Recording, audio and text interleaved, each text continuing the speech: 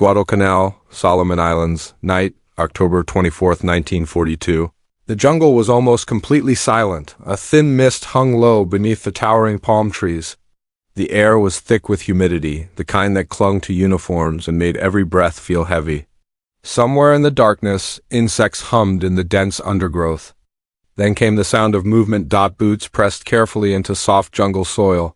Leaves brushed against rifles. Dozens, then hundreds of figures moved slowly through the night. Japanese infantrymen of the Imperial Army advanced in long columns, slipping between trees and vines with quiet determination. Their officers believed the Americans ahead were exhausted, scattered, and weak. Tonight they would break through. For weeks, Japanese commanders had prepared this assault.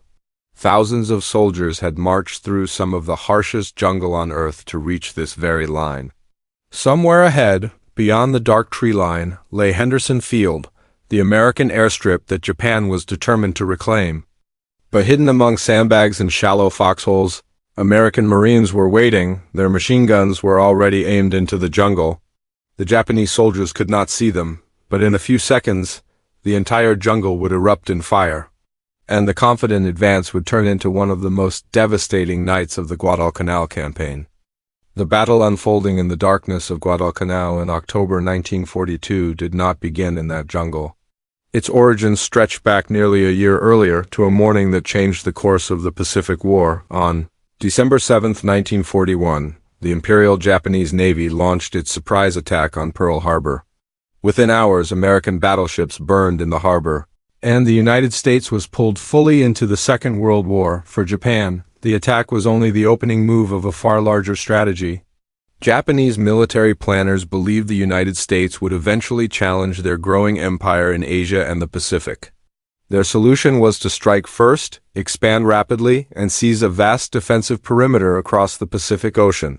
If Japan could fortify this perimeter strongly enough, American forces might eventually accept a negotiated peace rather than attempt the enormous cost of retaking it. In the months that followed Pearl Harbor, Japanese forces moved with astonishing speed. Hong Kong fell. The Philippines collapsed under heavy assault. Singapore, one of Britain's most important colonial strongholds, surrendered in February 1942. Across Southeast Asia and the Western Pacific, Japanese armies captured territory rich in oil, rubber, and other vital resources. By early 1942, Japan controlled an empire stretching thousands of miles. But controlling such a massive territory created a new problem. The empire had to be defended. Japanese strategists believed the key to holding their gains was building a chain of bases across the Pacific Islands that could host airfields, naval stations, and defensive garrisons. These bases would form a protective barrier far from Japan's home islands. One group of islands quickly became especially important: the Solomon Islands, located northeast of Australia. The Solomons sat along vital sea lanes connecting the United States to Australia and New Zealand. If Japan could control these islands, they could threaten Allied shipping and potentially isolate Australia from American support. For months in early 1942, Japanese engineers and construction units began quietly expanding their presence across the Solomons. One island in particular caught their attention. Guadalcanal was large, rugged, and covered in dense tropical jungle. Rivers cut through thick forests, while steep ridges ran across the island's interior. Malaria-carrying mosquitoes filled the air, and the heat was relentless. At first glance, it seemed like an unlikely place for a major military base. But along the island's northern coast lay a stretch of relatively flat land, perfect for something extremely valuable in the Pacific War: an airfield. In mid-1942, Japanese construction units began building a runway near a small coastal settlement known as Lunga Point. If completed, the airfield would allow Japanese aircraft to patrol and attack shipping routes across the South Pacific.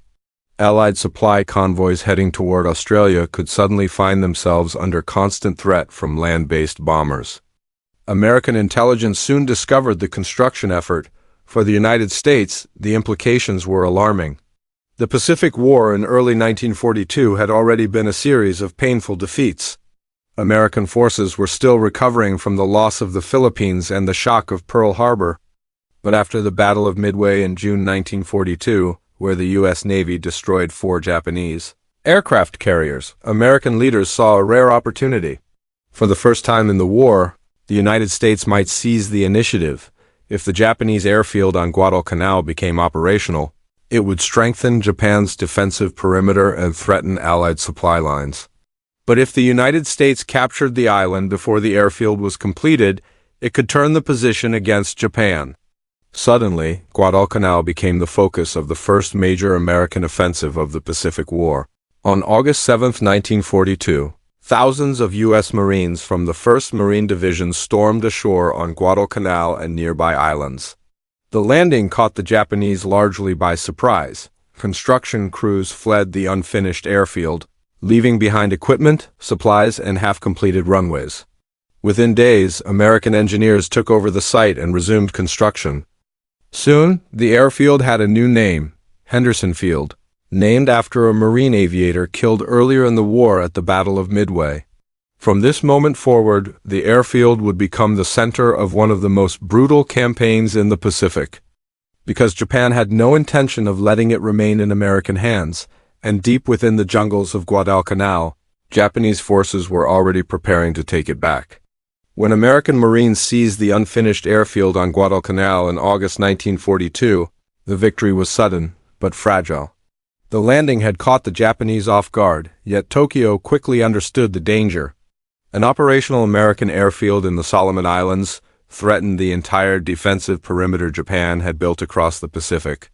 If Henderson Field remained in American hands, U.S. aircraft could patrol the surrounding seas, attack Japanese shipping, and protect Allied naval forces moving through the region. The island would become a dagger pointed directly at Japan's expanding empire. The Japanese High Command immediately began organizing a response. Reinforcements were ordered south. Naval convoys began racing through the waters between the Solomon Islands under cover of darkness. American aircraft from Henderson Field dominated the skies during daylight hours, so Japanese ships were forced to move mostly at night. These high-speed nighttime supply runs soon earned a nickname among Allied forces, the Tokyo Express. Destroyers loaded with troops and supplies would rush down a narrow stretch of ocean known as the Slot, deliver their cargo, and escape before daylight exposed them to American bombers. But these deliveries came with severe limitations. Destroyers could carry soldiers, but they could not transport heavy artillery, vehicles, or large amounts of supplies. Japanese troops arriving on Guadalcanal often stepped ashore with little more than their rifles, a few days of rations, and limited ammunition.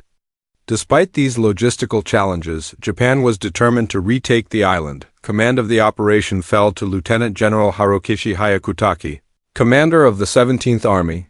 His forces began arriving in stages throughout August and September 1942. At first, Japanese commanders underestimated the American presence. Early intelligence reports suggested that only a small number of Marines had landed. Believing the enemy force to be weak, Japanese officers attempted several quick counterattacks in the weeks following the American invasion. Those attacks ended badly. The most notable came during the Battle of the Senaru River in late August. Japanese infantry launched a direct night assault against Marine defensive positions along a narrow sandbar. American machine guns and artillery tore through the attacking formations. By morning, hundreds of Japanese soldiers lay dead in front of the Marine lines. Yet the defeat did not change Japanese thinking as much as it should have. Many commanders believed the earlier attack had failed not because the plan itself was flawed, but because the force involved had simply been too small. If a larger, coordinated assault were launched, they believed the American defenses would collapse. Meanwhile, the Americans were transforming their captured position into a fortified stronghold.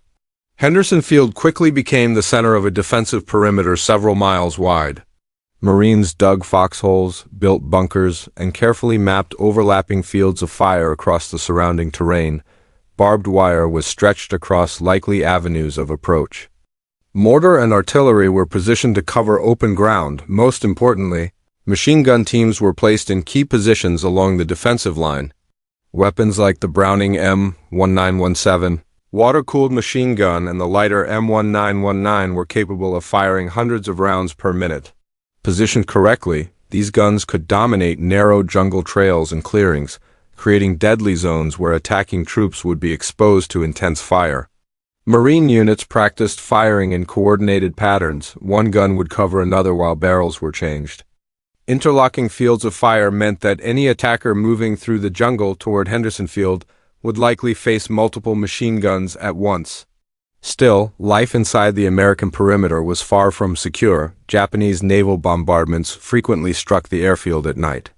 Warships lurking offshore fired shells into Marine positions, destroying aircraft and damaging the runway. Japanese aircraft bombed Henderson Field whenever they could break through American fighter defenses. Both sides endured constant exhaustion. Marines struggled with tropical diseases, shortages of food, and relentless heat. Japanese troops marching through the island's dense interior faced an even harsher ordeal. Many had to trek for days through thick jungle, climbing ridges and crossing rivers while carrying their equipment on foot. Supplies were scarce and malaria spread rapidly through the ranks. But despite the suffering, Japanese commanders remained confident. By October 1942, General Hyakutake believed he finally had enough forces on the island to launch a decisive attack. His plan called for several regiments to approach Henderson Field from the south, advancing through rugged jungle terrain the Americans believed was nearly impassable. If the assault succeeded, Japanese troops would break through the Marine lines, overrun the airfield, and destroy the aircraft based there. Without Henderson Field, the American position on Guadalcanal would become almost impossible to defend. For Hyakutake and his officers, the coming attack seemed bold, but achievable. They believed their soldiers' determination and fighting spirit would overcome the American defenses. And somewhere in the darkness beyond the Marine perimeter, thousands of Japanese troops were already beginning their approach through the jungle.